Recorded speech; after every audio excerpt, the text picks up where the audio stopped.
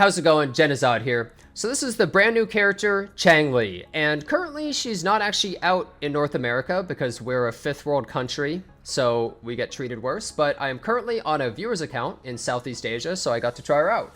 This is level 80, these are the current stats we're looking at. Not a crazy amount of energy regen, but we got a good amount of crit rate, crit damage. Currently is using her weapon as well, and a lot of people ask, like, how good is her weapon really? Should I really get it? I believe people have done the math and calculated it somewhere as 10% better than the standard 5-star weapon. So really, that doesn't sound all that incredible. It is solid though and gives you a lot of crit damage, so that is definitely beneficial, but I wouldn't sweat too hard, especially if you're a free-to-play player. I really do not think you actually need this weapon, even though it's pretty solid, right? So these are the current echoes. Of course, we go with the fusion set and just go crit rate because the weapon is a crit damage weapon after all.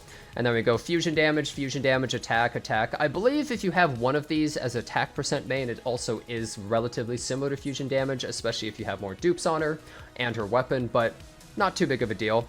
As for skills, you kind of want to max everything, but you really want to first focus on Forte, then Resonance Liberation, then skill, then basic attack, I believe. And intro skill, I usually don't really bother that much, but also, really important, she actually gets crit rate.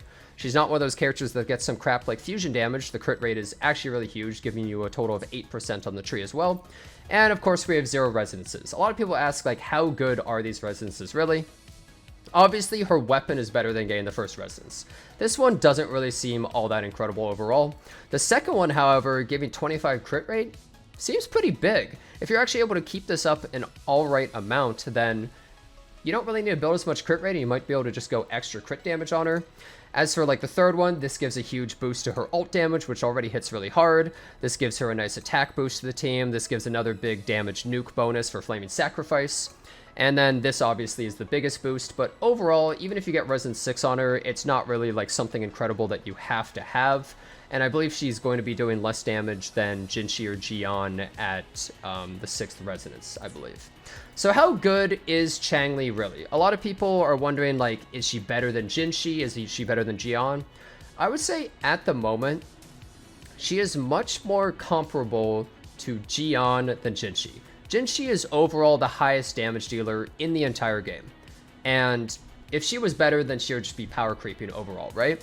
But what Changli brings to the table is not only a good amount of damage, but she also has the utility of this outro skill. This means not only right now, but also in the future, she has a lot of extra utility for supporting the team. Right now, this combos super well with a character like Chisha, or for instance, a character like Encore, right? And the fusion damage is really nice. Obviously, the Resonance Liberation damage doesn't help Encore, but it does help Chisha. So she combos in those teams well. She also can work pretty well in quick swap teams with something like Havoc, Rover, and Verena, as an example. It's actually pretty damn strong. Now, is she going to do as much damage as JINHSI is in a team? No, she's not going to. So if you're pulling purely for tier list, then I maybe don't recommend her. But why should you pull this character? Well, first of all, I would say she is by far the most fun, smoothest, and stylish character in this entire game. So how she works is after 3 attacks, she goes into this state, and both of her skills glow. If you use a basic attack, she does that. But if you use jump, she does this, right? And when she's in the air, she also has combos. The only downside being that she only has 1 dodge in the air, while a character like JINHSI has multiple. But also, if you go into the air and you do that, she instantly is able to go into her next skill much faster as well.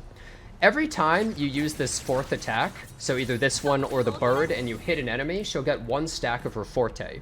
And when you have all 4, you hold the ability and she does a giant AoE nuke, right? Also, after she uses her Resonance Liberation, she also gets full stacks of Forte, which you can then use for that as well. And she also gets a big damage boost after she uses it. So you really have to manage her Forte bar, and you don't ever want to ult when you have a bunch of stacks. She definitely is really, really good feeling though. All of her attacks hit multiple times as well, so she's really easy to parry with. So I was able to fight Mephis or Crownless, and she's much easier to parry with than some other characters. Not as quite as easy as a character like Jian, that you can literally play blindfolded, but it works out pretty well. Also, her skill, she has 2 stacks of, and she does that. And right after, you can instantly go into her 4th attack, which is pretty amazing too. Not only that, but if an enemy is starting an attack where you can parry, this ability will teleport you to the enemy and then instantly parry it. So she's incredibly good at that, and that ability also cancels out of her other animations. So you can be going like this, right? You go like that, instantly into this. You can cancel anything into it, which is pretty amazing. So overall, you feel very free on this character, and she also has some interesting combos. Against Crownless, you can actually juggle the boss consistently, just non-stop juggle it, and she has different combos. Like, for instance, you could go like this, and you could go into the bird, and you could just go into this combo, right? But sometimes against some enemies, you could even juggle harder. You could go like this, you can even go into this, you can go into the bird. Some people jump in the middle of a combo and they go into this. She has more options than a lot of other characters, and you have a lot more freedom for expression, I think, which a lot of players will really, really, really like. But she's also not too complex. She's not a super complicated character, but you have more options than you do on other characters, which is really cool. For instance, it might be really hard to parry with this attack, so you don't want to use that. But it's really easy to parry using the bird, and then you can go to the bird into this as well if you want extra timing on that. So she's an incredibly good feeling character. She does a good amount of damage. Is she topping the DPS charts compared to JINHSI? No. But she's really, really solid, and honestly, I highly recommend her if you just want a really fun, fast, fluid character. I don't recommend only looking at the tier list and saying she's not as good as JINHSI, scrapping her. I've beaten all the hardest content in this entire game with a 4-star. And realistically, once you get to level 90, every single character is viable and strong, except for, you know, maybe like Tao Chi, right? And I think that she's very solid. I think she's relatively future-proof because she combos with characters, and I think she's super enjoyable. So overall, I would say that this character is a worthwhile pull. She's not a must pull by any means. When it comes to support ability, she might not be as good as Yinlin, but she is better as a main DPS than Yinlin is. Although she's a little bit of half and half. I would say she's 80% main DPS, 20% support. And all around, really enjoyable.